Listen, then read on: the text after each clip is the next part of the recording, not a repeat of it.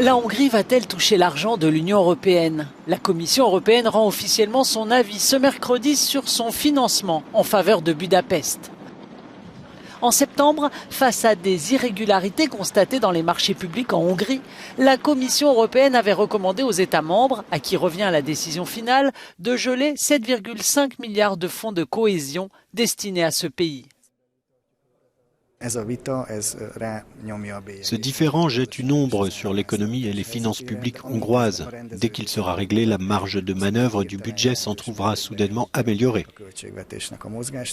Cet argent, la Hongrie en a cruellement besoin, alors qu'elle se débat avec une inflation de plus de 20%.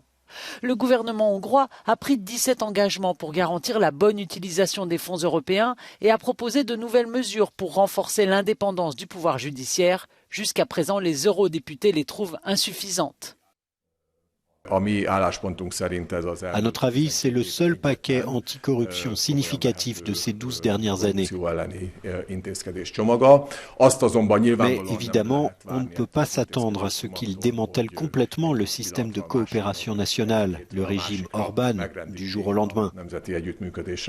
La Hongrie est par ailleurs en attente de l'approbation par l'UE de son plan de relance post-Covid de 5,8 milliards d'euros, bloqué également pour des inquiétudes liées à l'état de droit.